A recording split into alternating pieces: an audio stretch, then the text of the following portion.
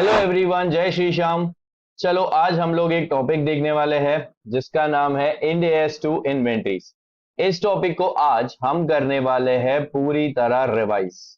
तो इस लेक्चर को आप इंड एस टू का एक रिवीजन लेक्चर समझिए और इसमें हम पूरा concept start to end cover करेंगे। कौन से इंपॉर्टेंट पॉइंट्स है मैं आपको हाईलाइट करके दूंगा जो आपको याद रखने हैं कि ये एक सबसे इंपॉर्टेंट चीज है जो इंड एस टू में हमें पढ़नी चाहिए।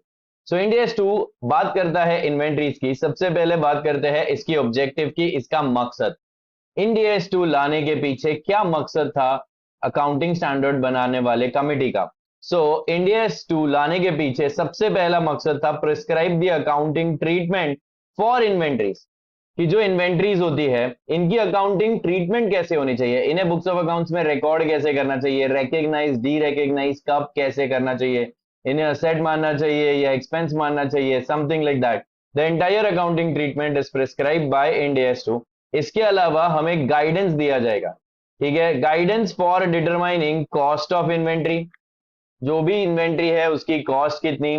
फिर जो हम लोगों ने इन्वेंट्री को एक, आपको भी पता है इन्वेंट्री को हम करंट असेट में दिखाते हैं, तो क्या उसको बाद में हमें एज एन एक्सपेंस रिकॉग्नाइज करना है और कब करना है, ये इंड एस टू ने बोला है।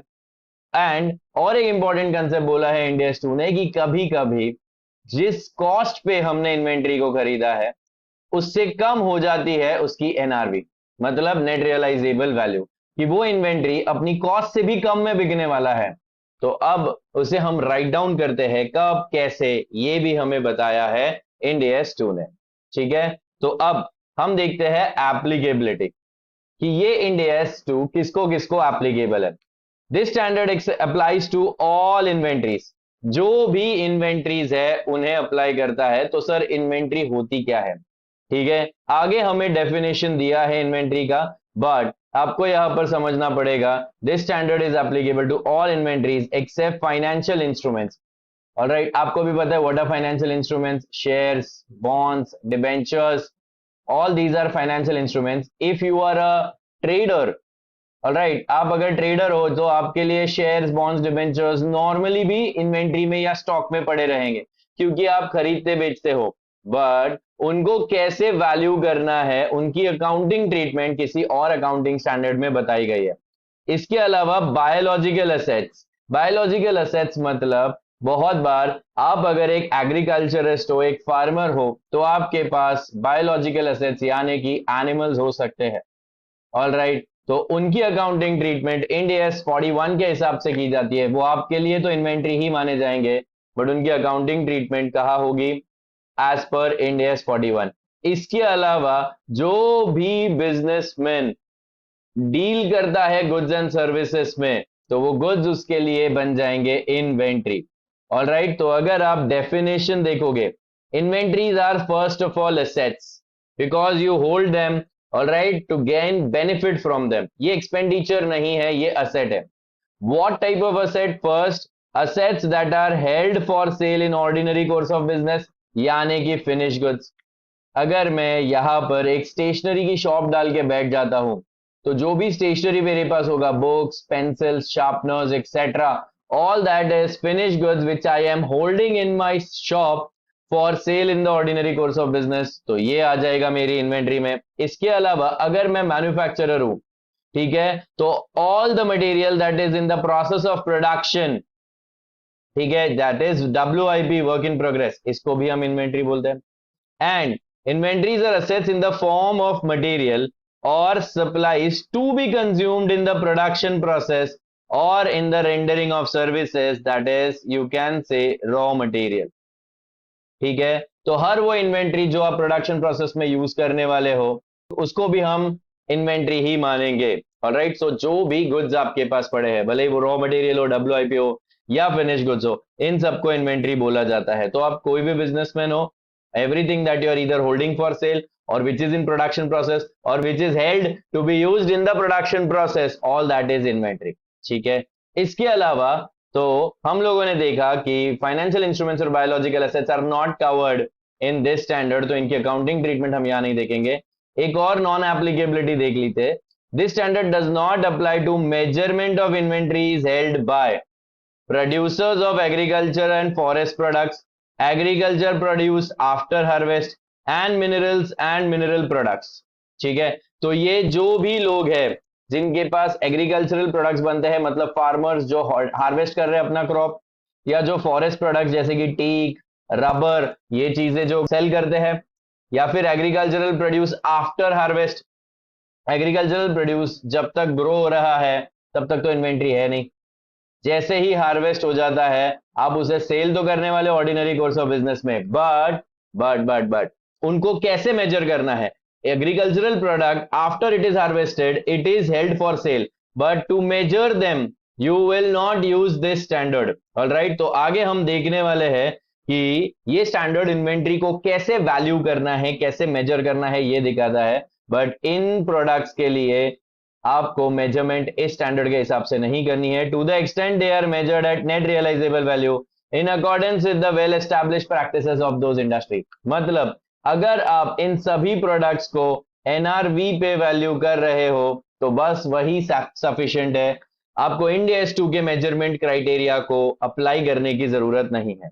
ऑल्सो अगर आप कमोडिटी ब्रोकर हो, ठीक है, तो you have to value your inventory at fair value minus cost to sell. So in these two cases you do not use, you will what, you do not use method of Ind AS 2।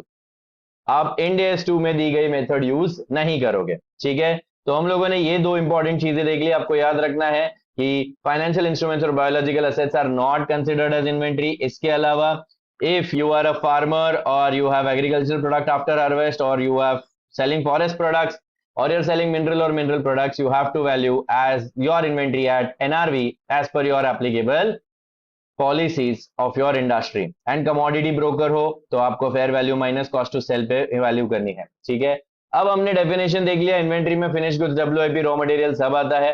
अब हम देखते हैं inventories encompass of, मतलब क्या क्या include करती है inventory. Encompass माने इंक्लूड, ठीक है। So goods purchase and held for resale, मतलब आप अगर एक रिटेलर या होलसेलर हो, आप गुड्स खरीद रहे हो ताकि आप उन्हें आगे किसी कस्टमर को बेच दो, जैसे merchandise purchase by a retailer and held for sale, land and other property held for resale. ठीक है, these are also included in inventories. Finish goods produced और WIP being produced by the entity and materials and supply awaiting use. तो यही चीज का detailed explanation यहाँ पे आपको दे दिया है। ठीक है, अब सबसे इंपॉर्टेंट पार्ट जो इंड एस का था, मेजरमेंट ऑफ इन्वेंट्रीज। और मेजरमेंट ऑफ इन्वेंट्रीज में बोला गया है inventories are valued at lower of cost या फिर एनआरवी।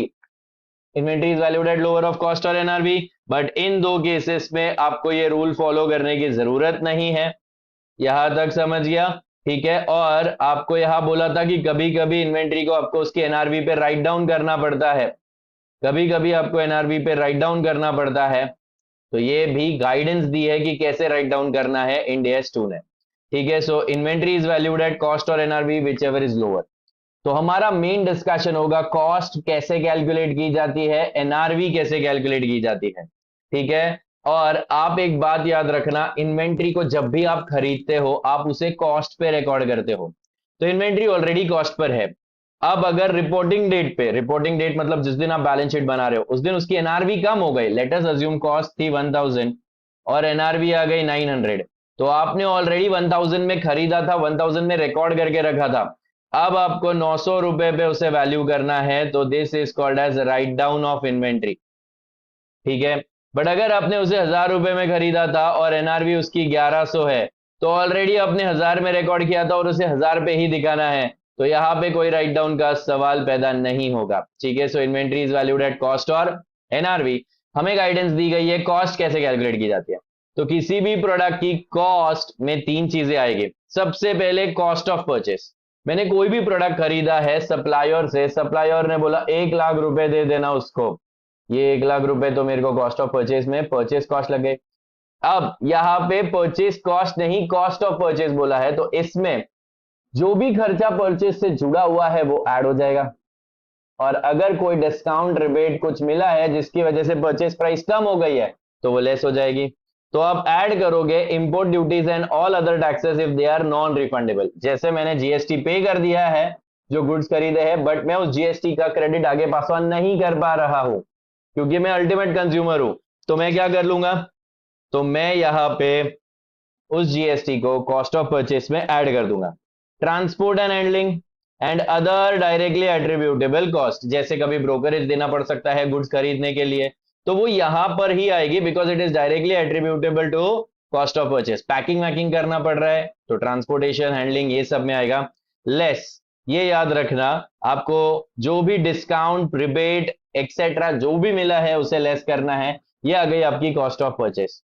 ठीक है, अगर आप रीसेलर हो या होलसेलर हो, आप गुड्स खरीदते हो और बेच देते हो, तो आप उनको प्रोसेस तो कर नहीं रहे हो, तो कन्वर्जन कॉस्ट वहां पर नहीं आएगा।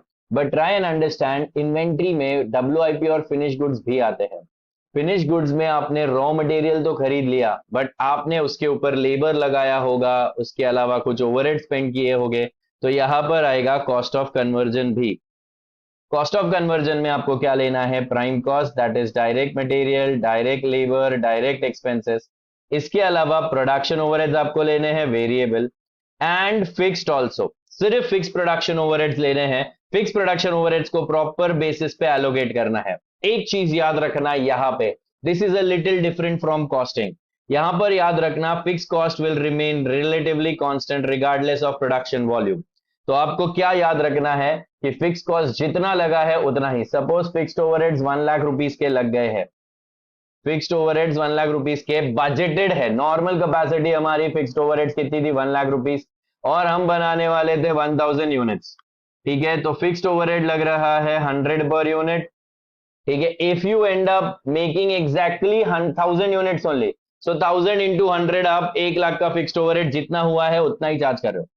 अगर आपने 900 ही बनाए हैं, तो आप क्या करोगे, कन्वर्जन कॉस्ट में 900 इंटू 100, 90,000 आप कन्वर्जन कॉस्ट में ऐड कर दोगे, और जो बचे हुए 10,000 है उसे आप एक्सपेंस आउट कर दोगे। बट अगर आप 1200 यूनिट बना लेते हो, 1200 यूनिट, तो आप 10,000 डिवाइड बाय 12 करोगे, कितना आएगा वो, 10,000 डिवाइडेड बाय 12 अप्रोक्सीमेटली 85 आएगा मेरे हिसाब से, 833। तो आप उतना ही चार्ज करोगे, 83.33, तो आप उतना ही चार्ज करोगे। अंडरस्टूड। सो यहां पर आपको फिक्स्ड ओवरहेड जितने चार्ज हुए हैं, जितने लगे हैं, एग्जैक्टली उतने ही चार्ज करने हैं। And any other cost, any other cost मतलब कोई भी खर्चा जो इस पर्टिकुलर इन्वेंट्री को अपनी प्रेजेंट लोकेशन और कंडीशन में लाने के लिए किया गया है। तो मैंने उसको रॉ मटेरियल को खरीद के ट्रांसपोर्ट का खर्चा करके अपनी फैक्ट्री तक तो लेके आया, बट अब वो डब्ल्यूआईपी बन चुका है। तो डब्ल्यूआईपी मतलब उसकी जो प्रेजेंट कंडीशन है, 60% कंप्लीट हो गया है वो प्रोडक्ट, तो 60% कंप्लीट करने के लिए उस पर जो भी खर्चा किया था वो हमें ऐड करना पड़ेगा। Understood. So this is how you calculate the cost. अब जो इंक्लूडेड है वो तो नॉर्मल है। अब सबसे इंपॉर्टेंट चीज याद रखो, आपको ये याद रखना है कि कॉस्ट में क्या क्या एक्सक्लूड होता है।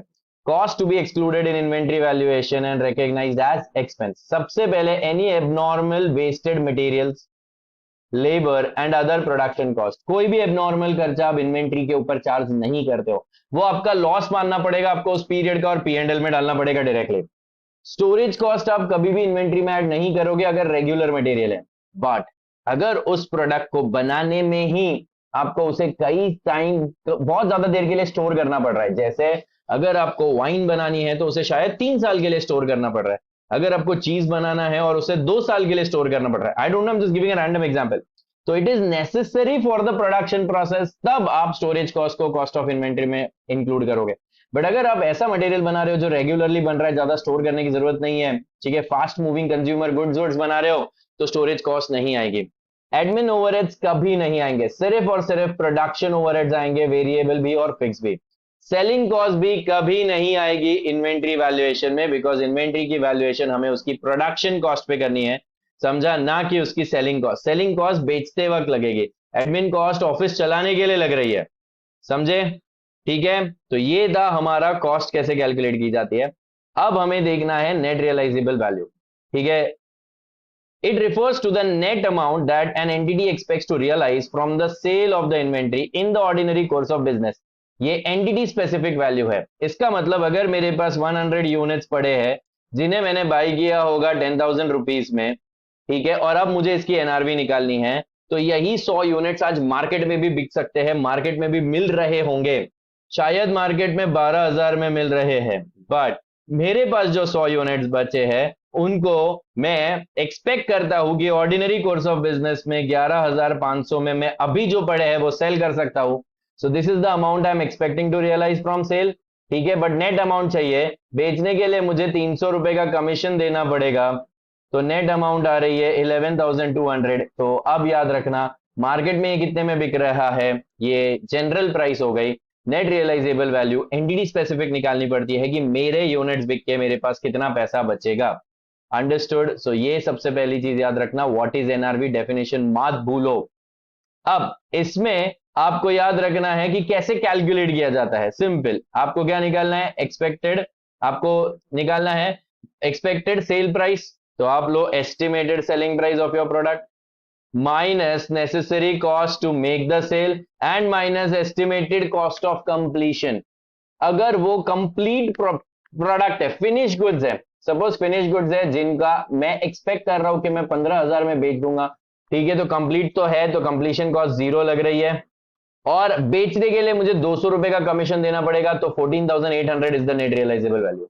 बट अगर प्रोडक्ट सेमी फिनिश्ड है, एस्टिमेटेड सेलिंग प्राइस है 15,000, ठीक है, necessary cost to make the sale is this much, but product incomplete है और कंप्लीट करने में 2,000 का खर्चा भी होने वाला है, तो आपको 15,000 मिलेंगे, बट वो कमाने के लिए आपको 2,000 का खर्चा करना पड़ेगा प्रोडक्ट को कंप्लीट करने का, और 200 रुपए खर्चा करना पड़ेगा प्रोडक्ट को बेचने का। तो यहां पर आ जाएगा 12,800।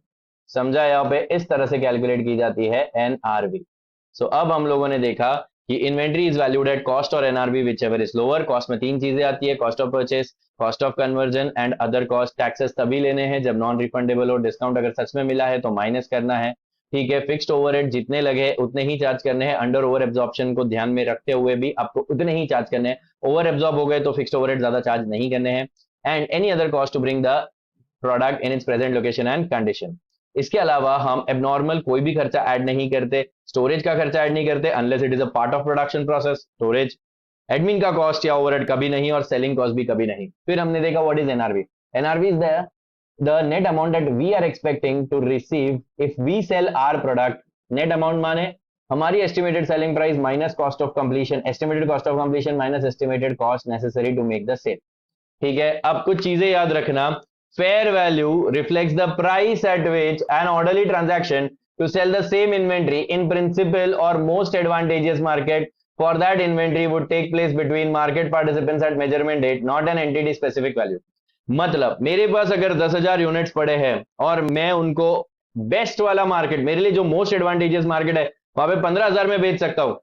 10,000 यूनिट्स मोस्ट एडवांटेजियस मार्केट में 15,000 में बेच सकता हूं, बट एक्चुअली मैंने किसी के साथ कॉन्ट्रैक्ट करके रखा है और उन्हें मैं 13,000 में बेचने ही वाला हूं। अब मेरे पास जो 10,000 यूनिट्स पड़े हैं, वैसे तो मेरे लिए मोस्ट एडवांटेजियस मार्केट जो है वह 15,000 में बिक भी सकते हैं, बट ये प्राइस मुझे नहीं लेनी है क्योंकि ये उसकी फेयर वैल्यू हो जाएगी। It is not entity specific, it is the general value which I will get in an open market. समझा? बट मेरे जो 10,000 यूनिट्स है वो मैं इतने में ही बेच पाऊंगा। अब उसमें से कॉस्ट टू सेल अगर कुछ होगी तो वो माइनस करनी पड़ेगी। That is NRV. So net realizable value of inventory may not be equal to the fair value minus cost to sell। तो ऐसा मत समझो कि net realizable value मतलब fair value minus cost to sell, नहीं। ठीक है, अब allocation of joint products, आपको cost कैलकुलेट ही करनी है, तो ये बहुत लॉजिकल है। जॉइंट प्रोडक्ट क्या होता है? जॉइंट प्रोडक्ट मतलब दो इक्वली इंपॉर्टेंट प्रोडक्ट्स आपको मिल चुके हैं फ्रॉम अ सिंगल प्रोसेस, तो आपको जॉइंट कॉस्ट लगी होगी। तो अब क्या करना है, जो भी कन्वर्जन कॉस्ट है वो आपको बांट देनी है।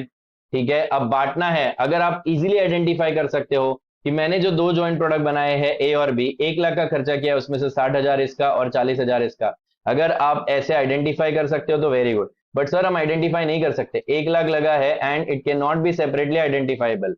If it can not be separately identifiable तो हमें 1 लाख इन दोनों में बांटना है on the basis of relative sales value.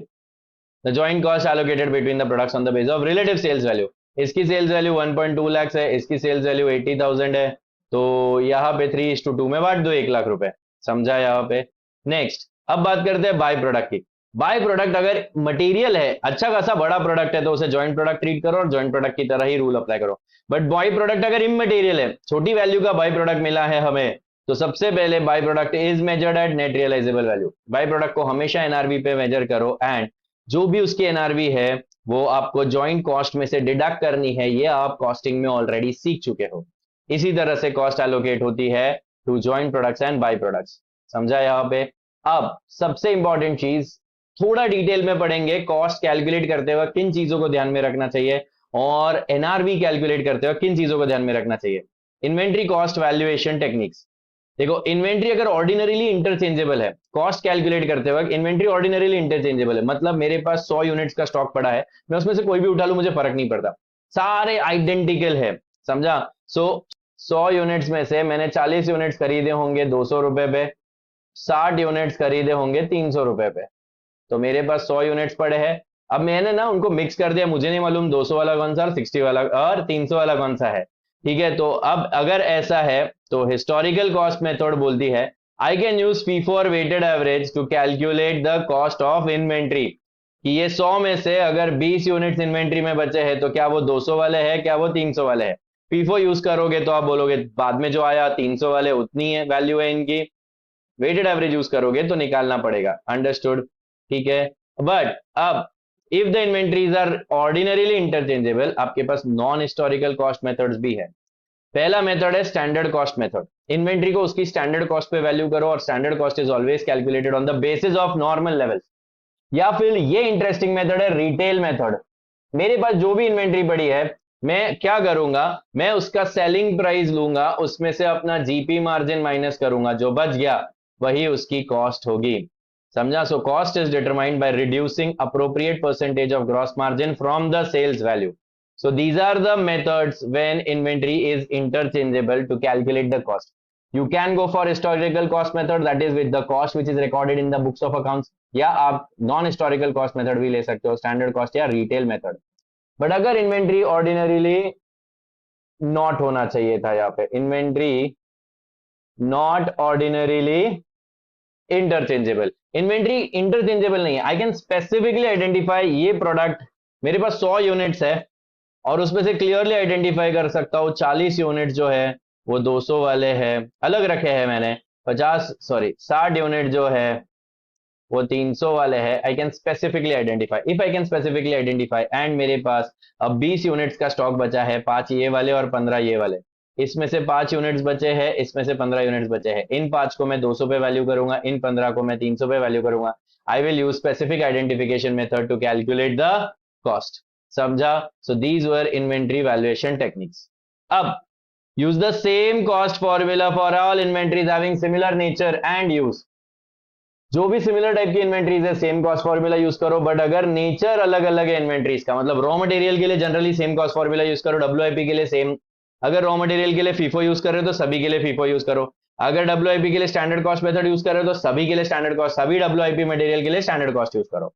समझा यहाँ पे? तो बट तो पहला पॉइंट प्रूव हो गया कि सिमिलर नेचर के है तो सेम एक ही मेथड फॉलो होगी। दूसरा पॉइंट भी प्रूव हो गया। दूसरा क्या बोल रहा है, अलग अलग नेचर के लिए अलग अलग फॉर्मूलाज यूज कर सकते हो। तो मैंने रॉ मटेरियल के लिए फीफो यूज किया और डब्ल्यूआईपी के लिए standard cost method.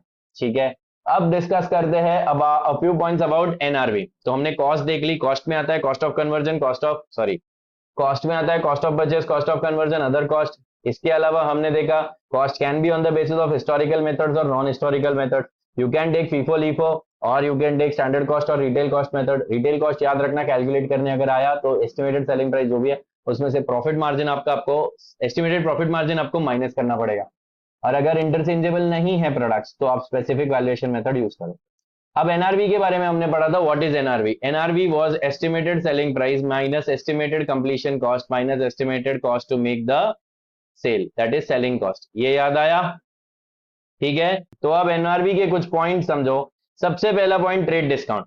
Trade discount जो ग्रांट किया जाता है वो क्यों किया जाता है? It is not for prompt payment.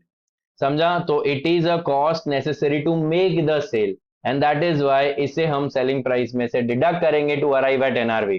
But अगर मैं कैश डिस्काउंट की बात करूं, कैश डिस्काउंट दिया जाता है for prompt payment, not to make the sale but to recover the money. समझा? It is not an estimated cost to make the sale, it is the cost to make recover the money, it is not deducted from selling price.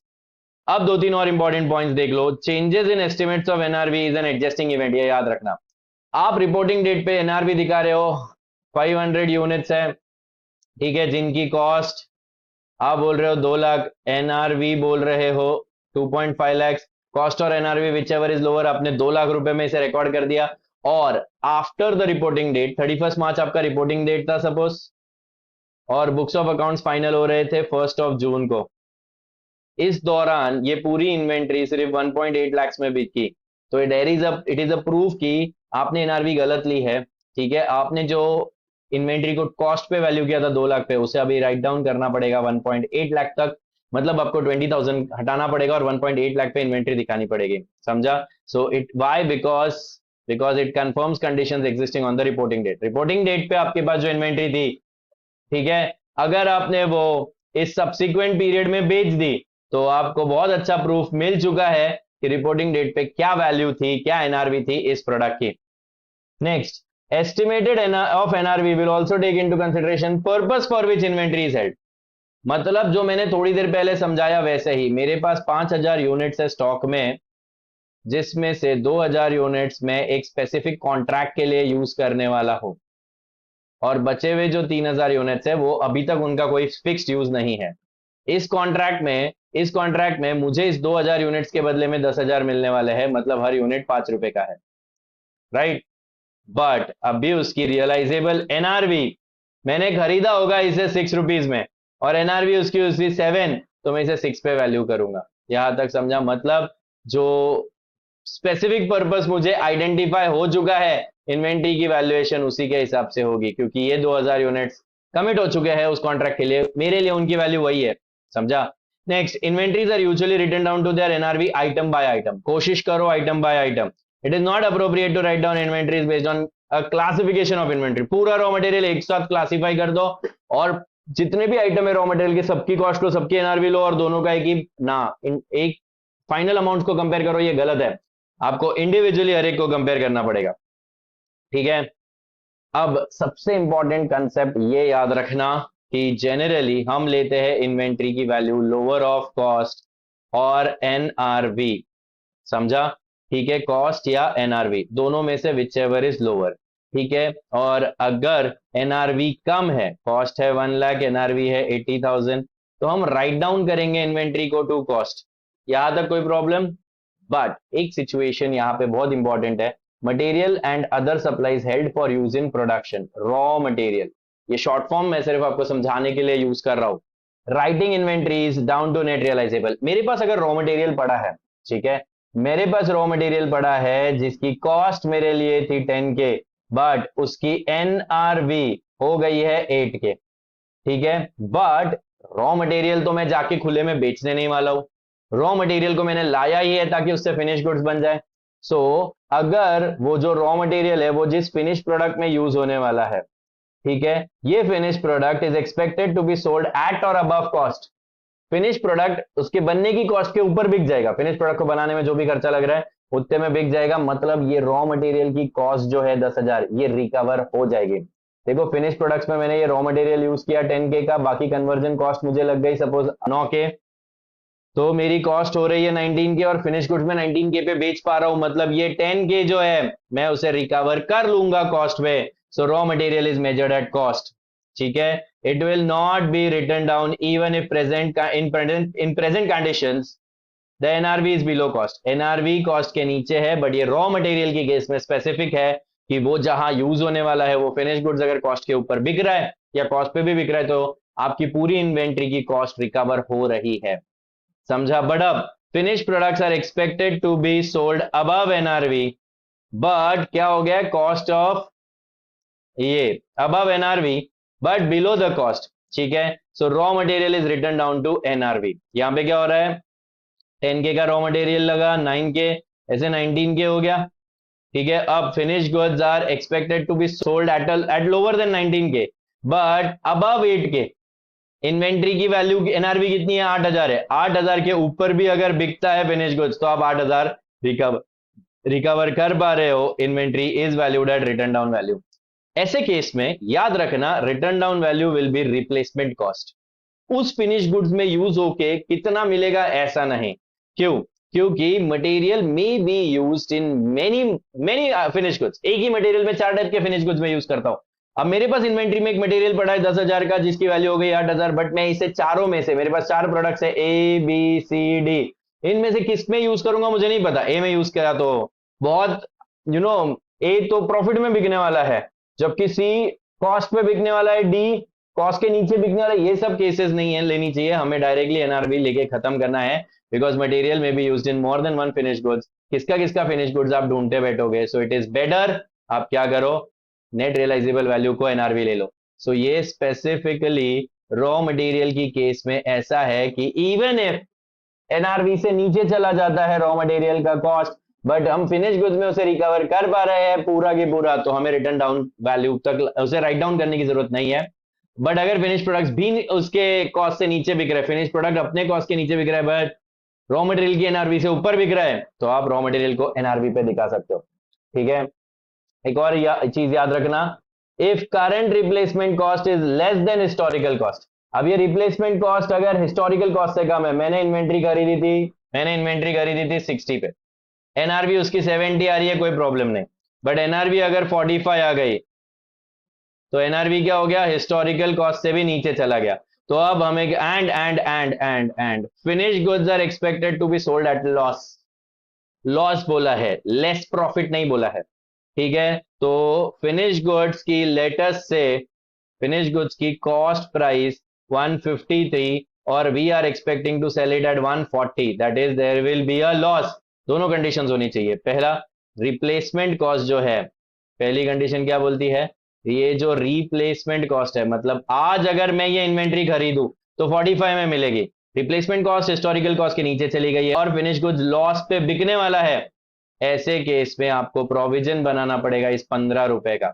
कितना loss हो रहा है, या आपका realisable value जो है वो आपकी हिस्टोरिकल कॉस्ट 60 थी, ये 45 हो गई, 15 से कम हो गया, इसका आपको बनाना पड़ेगा प्रोविजन।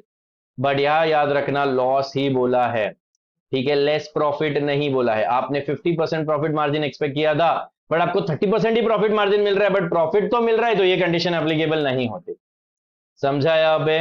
अब मैंने इन्वेंट्री को पहले रिकॉर्ड किया 1 लाख पे, फिर अगले साल मैंने देखा तो उसको मैंने 80,000 पे रिकॉर्ड कर दिया, मतलब मैंने राइट डाउन कर दिया है इन्वेंट्री को।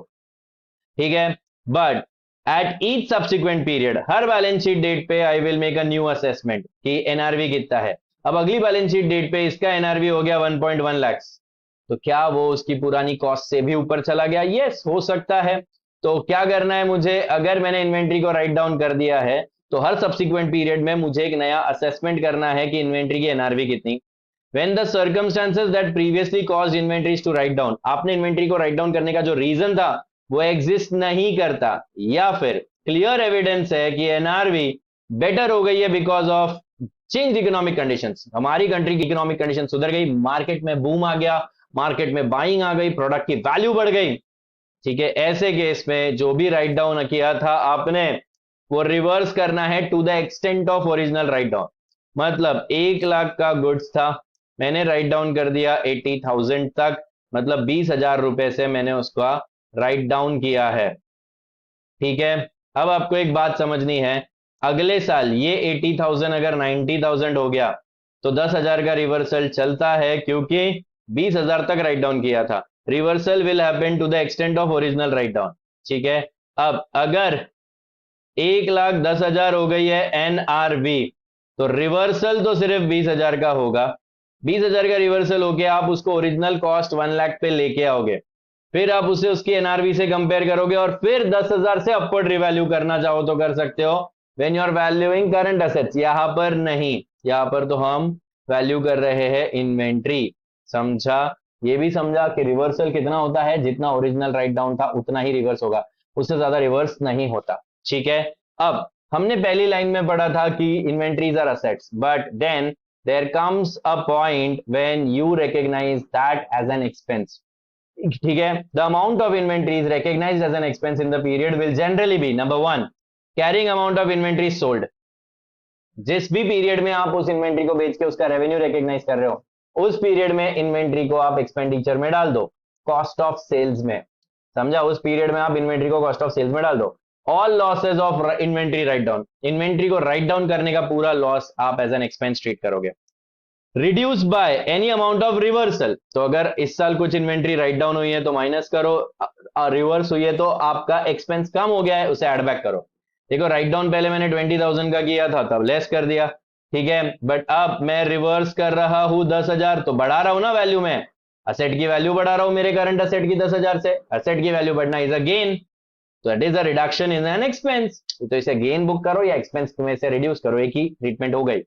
Next, inventory is allocated to another asset, in this way are recognized as an expense during the useful life of that asset through charging depreciation of that asset। अगर मैंने कोई inventory किसी asset को allocate कर दिया तो वो उसकी कॉस्ट में ऐड कर दूंगा और उस पर डेप्रिसिएशन चार्ज करते जाऊंगा, इस तरह से उस इन्वेंट्री को मैं कॉस्ट में ऐड करके डेप्रिसिएशन के थ्रू उसे P&L में एक्सपेंस ट्रीट कर रहा हूं, ठीक है। अब जो लास्ट पार्ट बचता है कि ये हमें हमेशा याद रखना है, हम फाइनल में आ चुके हैं, हम फाइनेंशियल रिपोर्टिंग कर रहे हैं, तो हमें ये चीज हमेशा याद रखनी है कि हर अकाउंटिंग स्टैंडर्ड क्या डिस्क्लोजर्स देने बोलता है। पहला, the financial statement shall disclose accounting policy adopted in measuring the inventory including cost formula used.